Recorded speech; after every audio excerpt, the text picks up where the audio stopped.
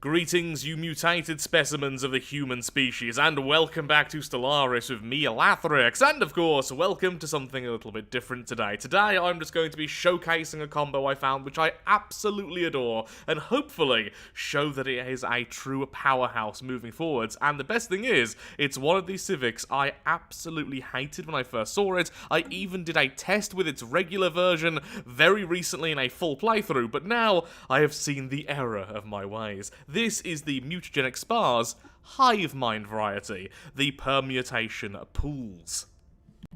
So what exactly about this Civic makes it so fun? Well, anyone who's been around here for a while on this channel knows I love two things when it comes to builds within this game. I love absolute swarm builds, where you get an absurd amount of population and then just overwhelm everything else, and I love tech rushes. If one of those two things are being done, I am a very, very happy Lathrix. Well, this really helps out with the former. The permutation pools, similar to its normal counterpart, increases the population growth of your empire once you build these on worlds with industrial districts, but this one is far, far superior. Not only does it not decrease happiness, because happiness is not a thing for the hive mind, it also works in a slightly different way, which is way easier to capitalize on. This doesn't increase your normal population growth, instead, it increases your population assembly speed.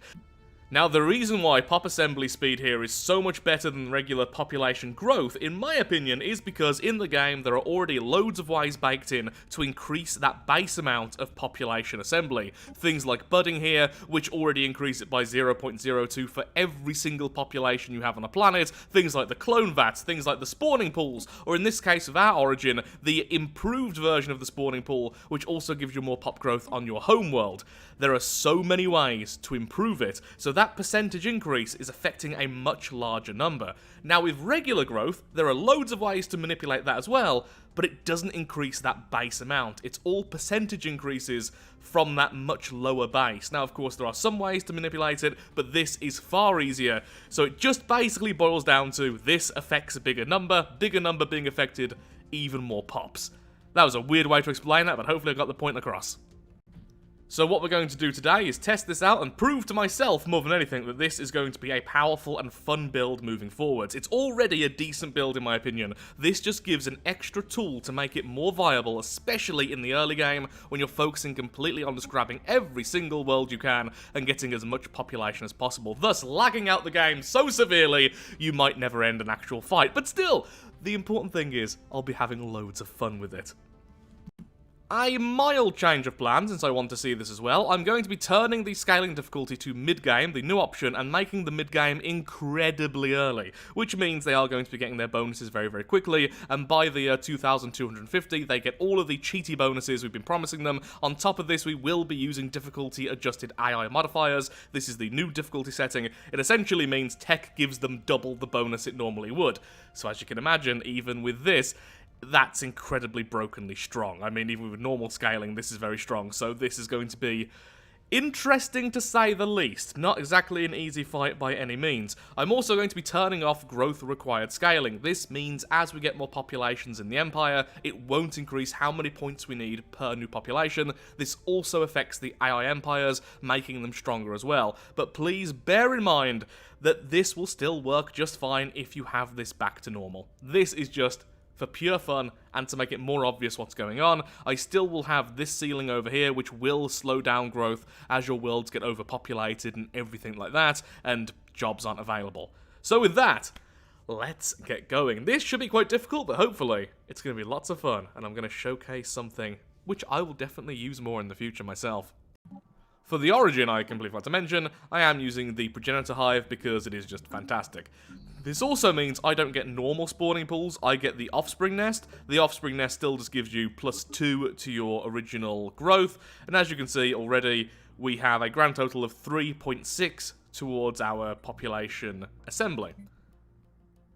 Now, what I'm really curious about, no, we don't actually start off with one of the pools. There's the pool there, and I will be grabbing that as soon as possible, although that will cost us some food as upkeep, so something to bear in mind.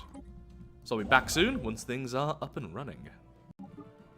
Going a little bit aggressive here, and we're building a lot of industrial districts early on. So already, an idea I have is this is probably a really good Civic for very early aggression, since you're naturally going to be going with loads and loads of alloys anyway. Once this one's done, okay, so now the last one's done, now we have exactly 3 industrial districts, so each of our jobs are now giving a plus 6% to our pop assembly speed, which brings us to a total of 4.2 per month, with our pop growth being just shy of 5 per month right now. So already, we're almost 10 per month growth, which is very good for the first couple of years. And our habitability is still 100% because this is our home world. 17 years in, and now we are at plus 5.1 pop growth every single month. So what I'm doing is I'm actually having an issue of making too many alloys for our mineral production, so I've lowered how many jobs we can have from our foundries while still building more and more industrial districts. This, of course, eventually won't be a problem once we get other worlds, but I've also decided something. This is going to be, essentially, our spawning world. So we're going to make everything into industrial districts, which means we're going to have a housing problem pretty quickly. But then, that's fine. Our populations will simply move to other worlds by themselves, and I'll try and get the shipyard improvements to make that a bit smoother. And that's it. Just feeding all of the other worlds, eventually. Not sure if that's the best way to go about things, but certainly a very fun one. Hopefully, as well soon, we'll get the tech needed to go into our genetic ascension, because then we can have our clone vats, and, well, we can just continue by making things more and more crazy from there. We have an advanced start next to us, which is hostile, but we are growing very, very rapidly. We're almost got 100 population already, and I know there's definitely ways to grow faster than this, especially more exploity ways, but this seems to be a really fun, very straightforward way that just kind of feels like it's in fast forward. So the one problem I had with the idea I had earlier, with just having this population and then letting them jump off the world very quickly, is of course you have less population here. That means less population to feed into that initial amount with their budding trait. So what I need to do really is just have fully filled up normal worlds with lots of jobs, lots of housing, then completely max it out, and then they'll spill over to the other worlds naturally. That's probably the better way to do this, honestly.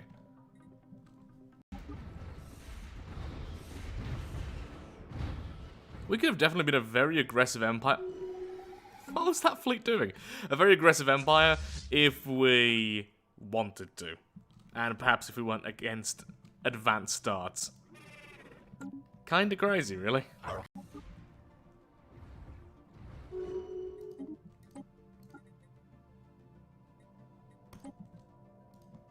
And that's it. A pretty easy defense there from an advanced start.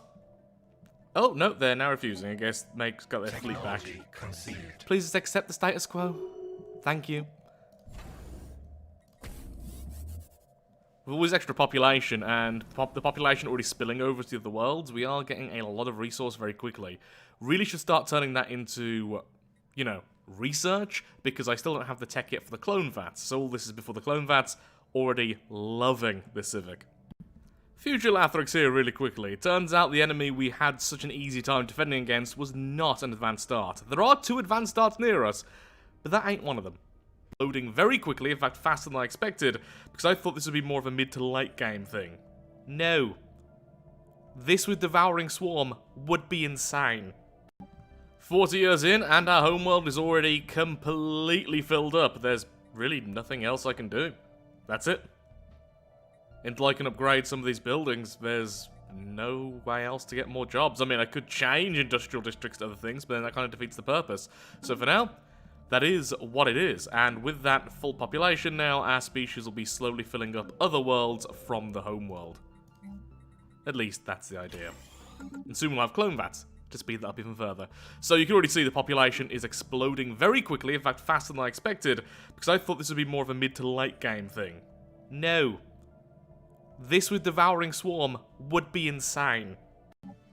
Well, turns out this empire wasn't an advanced start, it was just a very powerful start, though we are now keeping equivalent with all empires around us, despite the fact we went very heavy on colonies, especially colonies which didn't have the very best in terms of habitability, purely building for the future there. Despite that, yeah, we've stayed completely relevant against everyone, which wasn't an advanced start on max difficulty. I also now have the new scaling on as well, which means techs are more powerful for them, so it's basically stronger than it's ever been to not have scaling on, and we are just keeping up with them nice and easily. Our fleets are good, we have over 5,000 fleet power now, we have a very decent bastions, we have all these worlds up and coming, and now that we have clone vats in addition to the mutagenic pools, our pop growth from these worlds are huge. Now, we only have one world like this currently, but that is feeding all the other worlds very quickly.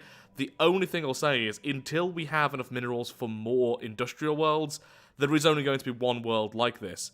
But eventually, we are going to have plenty more worlds like this. This isn't a decent enough amount of alloys forever. Currently, I am selling alloys in order to fuel our energy. Otherwise, we have almost plus 200 at the moment. It's a really powerful empire for a very small amount of space.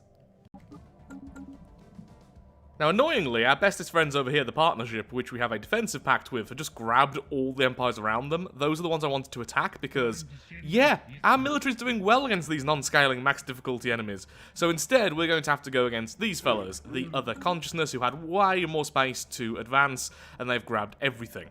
So, it's going to be a tough fight, but if we can beat them, maybe in the next 20 years, and claim a nice chunk of it, I claim this build to be incredibly good, because I've played weirdly throughout.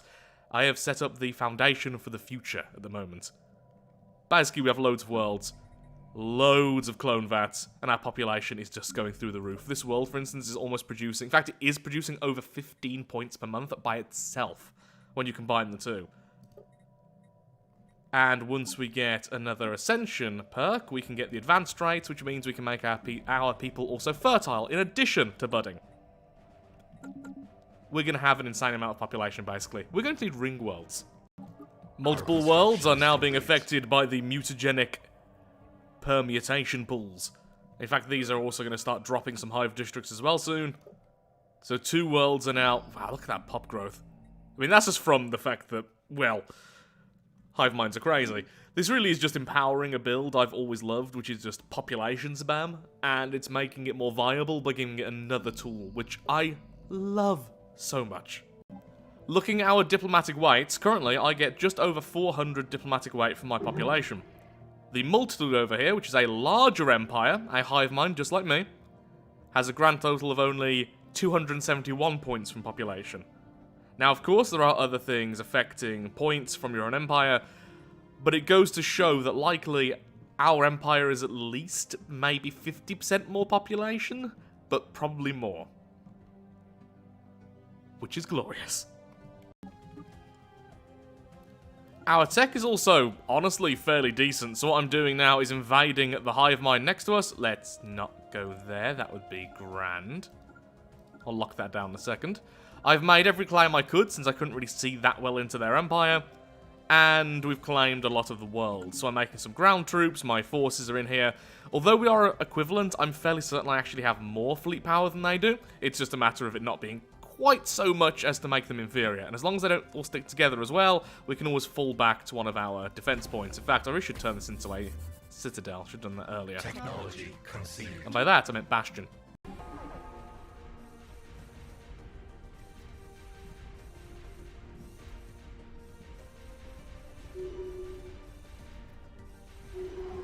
And that was it. That was their entire fleet power, I think.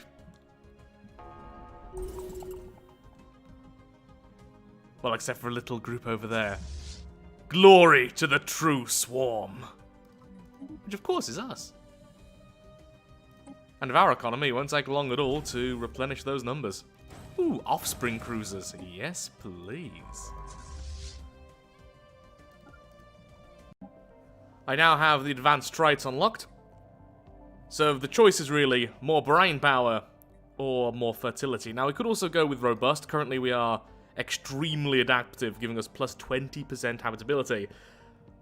And I do kind of need that. I'm on a lot of worlds which aren't our natural habitat, so I will be sticking with robust. So the point is now, what we could do is we could very easily go with robust for now, and then later on, once we can convert our worlds into hive worlds, we then lose robust and gain fertile or something else. I definitely want this though, giving us plus 20% tech. is fantastic. It also gives our leaders bonuses, which includes our admirals and everything else. So that is what we're going to do. Now, this is going to take absolutely ages. Alas, it wasn't a complete victory, but still it was fantastic. We now have 2 of their worlds. Of course, sadly, we will lose their population because we're a hive mind, they're a hive mind, but then our hive mind and our species has been upgraded, which means now we get all these lovely bonuses. Our main leaders get extra research, our researchers get extra research speed, our admirals extra firepower. I've also just spent 12,000 alloys building up a brand new fleet. If we want to go to war again, we pretty much straight away can, and I think this really showcases that this build is utterly, beautifully fun. Okay, I'm gonna have to call the video here because, well, I think I've showcased everything I wanted to showcase with Mutagen. This build is incredibly fun, and if done a bit more efficiently than I've just done, I think is one of the more powerful builds you can do with a hive mind. It is incredibly flexible, and you can be so aggressive in the early game, taking over other empires, especially in a slightly easier difficulty, and taking over a huge amount of space before then rapidly converting to something else. Since you'll have such a high population, you can focus on tech and everything else very easily while getting loads of other resources. Currently we have 668. I was just shy of a more fun number there, which is triple what's left in the multitude, over double what's left in the Confederation, and sadly I can't quite see what else everyone has. So yeah, you currently have 300, so we're over double you. I think we're over double this Lithoid Empire, the really powerful one, because although it had such a good start, it isn't massive, honestly. And probably the same with you. So our numbers are increasing rapidly, and that's only going to get faster. Now I'm putting down more clone vats, and now more of our worlds are becoming more industrial. 4 of our worlds now have the mutagenic permutation pool, so 4 of them are now rapidly producing extra pops. A really fun build. I hope I've convinced some of you to give it a try, because maybe it's just my bias. I love this style of build, but I just had so much fun here. Maybe I'll do a full playthrough of this in the future. We're a small empire, but already absolutely eradicating others. So thank you so much for watching. If you have enjoyed today's video, then of course, likes, favorites, shares, comments, all that good stuff helps out me, helps out the channel, and most importantly, shows that more small videos on Stellaris and particular things are something you wish to see continued on the channel in the future. So, thank you for watching, have a lovely day, and do take care, and goodbye.